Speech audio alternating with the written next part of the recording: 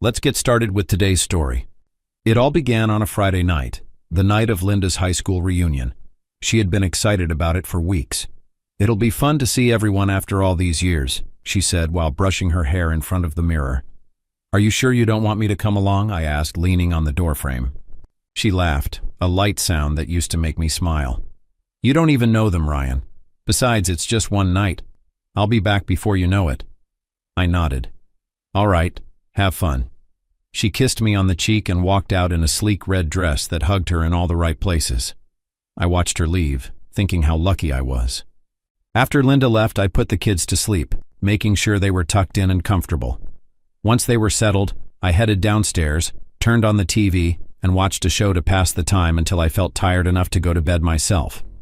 The next morning, though, that feeling of luck turned into something far less pleasant. I woke up early as usual, expecting to find Linda in bed next to me. Instead, her side was untouched, the pillows just as I had left them the night before. My first thought was that something had happened to her. I called her phone. No answer. I texted, "Where are you?" Still, no response. An hour passed and I was starting to panic when the sound of the front door opening broke the silence. Linda walked in, her hair slightly disheveled. "Where the hell have you been?" I demanded, my voice sharp with worry and anger. "Relax," she said, kicking off her heels. "I stayed over at Jessica's hotel room. We went to a club after the reunion and lost track of time." Jessica was her best friend from high school, someone I barely knew. "Are you serious?" I asked, my voice tight. "You couldn't call me? I was up half the night wondering if something happened to you." "Oh, Ryan, don't be so dramatic," she snapped. "It's not a big deal." "Not a big deal?" I repeated, my voice rising. "You don't come home, don't answer your phone, and I'm the one being dramatic?" She sighed, rolling her eyes. "Look, I had a couple of drinks. I didn't want to drive home. Can we not make this into a thing?" Her dismissive tone shut me down. I wanted to push more, but I didn't. Maybe she was right. Maybe I was overreacting. Over the next few days, Linda became glued to her phone. She would laugh at messages and quickly lock the screen whenever I walked into the room, almost like she was hiding something. It wasn't just the secrecy, it was the way she acted, so completely different from how she used to be. The woman I knew had always been open, honest, but now she was distant, shutting me out. It didn't take a genius to see that something was off. She started going out more, always with the same excuse, catching up with friends from the reunion. But it wasn't just the reunion anymore. It was a regular thing. Nights out, dinners, drinks. It seemed like I barely saw her anymore. It was as though her social calendar had exploded, and I was no longer a part of it. One evening, as she was about to head out the door, I couldn't take it anymore. I'd been patient, tried to give her space, but something in me snapped. "Again?" I asked, standing in the hallway, blocking her path. She paused, not looking at me, fiddling with her purse like she was pretending I wasn't there. "Yes, Ryan.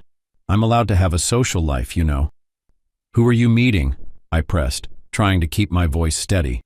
"Jessica, and maybe a couple of others. Why do you care?" Her tone was sharp, defensive.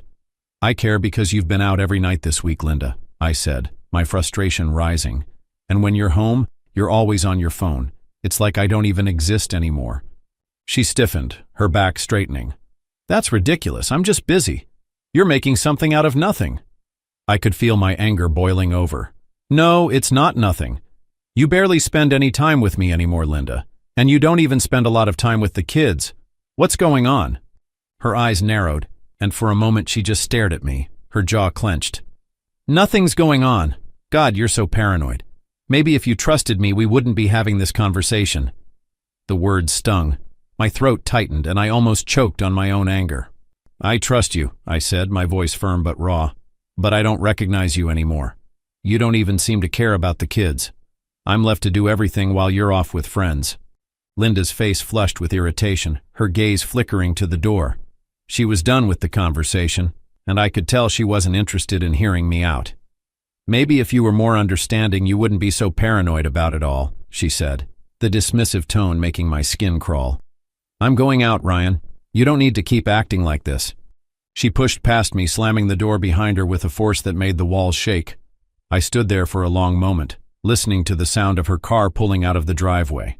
My chest was tight, my mind racing. She had just shut me out again, and I was left standing in the cold silence of a house that no longer felt like home. I couldn't let it go. That night I decided to find out for myself. The next time Linda told me she was meeting Jessica, I waited until she left the house. The kids were at my mother's house for the weekend, so I had the time and space to see what was really going on. My mind was racing and I had a sickening feeling that something wasn't right. I grabbed my jacket, slid into my car and followed her. She drove to a small cafe downtown, the kind of place that had dim lights and old wood tables. I parked a few spaces away and watched her enter. I stayed in the car, pretending to check my phone, but my heart was hammering in my chest. I could see her inside, sitting at a table near the window, looking around as if waiting for someone. A few minutes later, a man walked in. He was tall, with dark hair, and a confident smile that seemed just a little too familiar. He slid into the chair across from her, and their conversation seemed to flow naturally. I watched as Linda leaned toward him, her smile wide and genuine, the kind I hadn't seen her wear in a while. She laughed at something he said, then reached out and lightly touched his arm. It was too casual, too intimate. My stomach churned, and I grabbed my phone, trying to steady my shaking hands. I snapped a few photos of them at the table, careful not to make it too obvious. I needed proof, solid proof that would show me what was really happening. The man's hand brushed Linda's, and she didn't pull away. In fact, she smiled even more, moving closer. It felt like a punch in the gut. They were flirting, more than flirting. I watched, almost unable to breathe as they finished their drinks. Linda stood up and the man followed her. They walked out together, side by side, talking as if they were the only two people in the world. I quickly grabbed a couple more pictures, one of them walking out the door, and another as they stood outside, talking with their faces close. I couldn't hear what they were saying, but it didn't matter. They were too close. Then, they did something I hadn't expected. They kissed. It wasn't some quick peck either. It was slow, deliberate, like they had done this before. The man cupped her face gently and Linda closed her eyes, melting into the kiss.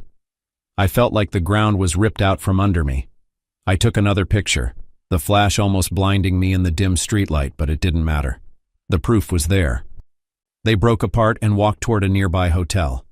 I followed them at a distance, my heart pounding in my chest. I parked across the street from the hotel, watching as they entered together, hand in hand. That was it. That was all the confirmation I needed. It was clear now. Linda wasn't just catching up with an old friend. She was having an affair. The man, the kiss, the hotel, it all lined up.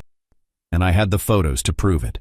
As I sat in my car staring at the entrance of the hotel, I felt a strange mix of anger, disbelief, and heartbreak. I wanted to confront her right then, to march up to the front desk and demand answers, but I knew I couldn't. But one thing was undeniable now. I knew my wife wasn't the woman I thought she was. When Linda came home that night, I was already waiting for her in the living room. As soon as she stepped inside, I quickly hit the record button on my phone and closed the screen to make it look like I wasn't doing anything. I placed it down on the table, ensuring it could clearly record our conversation. I needed to have everything on record, just in case she said something I could use to my advantage in court to gain custody of the kids. "Hey," she said, setting her purse down and glancing over at me. "Why are you still up?" I didn't say a word. I just looked at her, my gaze cold and steady. "Who is he?" I asked, my voice low but firm. Her head snapped up, eyes wide, and for a moment, she looked genuinely confused. Then it quickly shifted to annoyance. "What are you talking about?" "Don't play dumb, Linda," I said, stepping forward. "I saw you. At the cafe. At the hotel."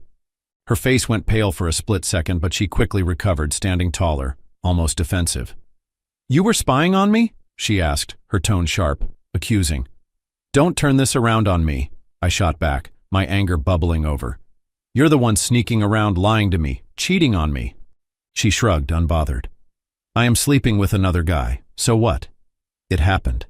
I didn't ask for your permission, and it doesn't mean anything to me. Why are you making it such a big deal?" I shook my head, my voice shaking with frustration. "How can you say it doesn't mean anything? You betrayed me. You've been lying to my face and now you're acting like it's no big deal?" She looked at me with an almost indifferent expression. "Yes, Ryan, it's not a big deal. I'm just sleeping with him. I don't have feelings for him. Who is he, Linda? What's his name? I demanded, my voice rising with every word. His name is Mike, she said nonchalantly. We reconnected at the reunion. He was my boyfriend in high school. So what? You think you can just pick up where you left off with him, after everything we've been through? She didn't flinch. Yeah, I did. I felt a spark again and it happened. But I'm not sorry. You don't get to tell me what to do, Ryan, she said, her tone cold as she crossed her arms, like she was done with the conversation already. I felt my chest tighten, a mix of fury and heartbreak overwhelming me. You didn't think about the kids, Linda? You didn't think about how this would affect them? You've barely spent time with them the last days, leaving me to handle everything while you're off with him, pretending like this is some harmless reunion fun? She didn't seem to care. What do you want from me, Ryan? She asked, her voice laced with impatience. It happened. Deal with it. I've been watching you slip away for days now, I spat. But you don't seem to care. All you care about is yourself. Her eyes narrowed slightly, but there was no sign of remorse in them. I'm not the one making this into a bigger deal than it is. I'm not going to apologize for doing what I wanted to do and for something that didn't mean anything. The finality of her words hit me harder than I expected. There was no regret, no sorrow. Just a coldness that made my stomach churn. My family, my marriage. None of it seemed to matter to her. I'm done, I said, the weight of the words settling in. I don't want anything more to do with this. With you. I stood there for a moment, the finality of my words hanging in the air. Linda didn't say anything else. Her arms stayed crossed, her face unmoved. She just stared at me, as if she were waiting for me to change my mind. But I wasn't going to. I couldn't.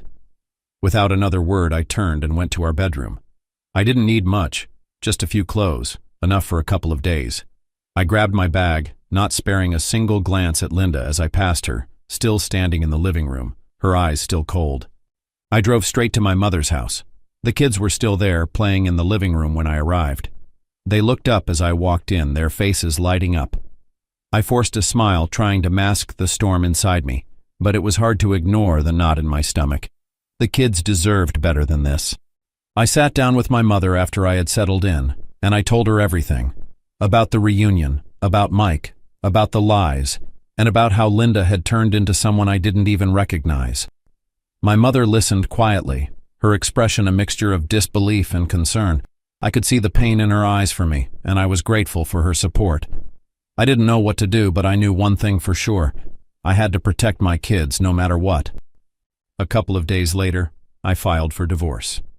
I didn't just want out of this marriage. I wanted the kids, and I was determined to do whatever it took to get custody. I had the photos of Linda and Mike kissing, walking into a hotel together. I had the recordings of our confrontation where she admitted to everything without a shred of remorse. She had made it easy for me. She had dug her own grave. When the divorce was finalized, the court ruled in my favor. I was awarded full custody of the kids and kept the house, the life we had built. Linda was left with nothing. Her actions had spoken louder than any defense she could have put up, and she had no ground to stand on. Linda had limited visitations with the kids after the divorce, and eventually she seemed to regret her actions. She tried reaching out, trying to show some remorse, but it was too late. I didn't care anymore. The damage had been done, and I was focused on rebuilding our lives, creating a calm and peaceful routine for the kids. There was no room for her chaos in our world anymore. Looking back, I was glad I took the steps I did. I had always believed in family, in protecting the ones I loved. But in the end, it was the love I had for my kids that made me strong enough to walk away from everything I had once thought was worth saving. And so life moved on. It wasn't easy, but I had my children, and that was all that mattered now. Thank you for watching.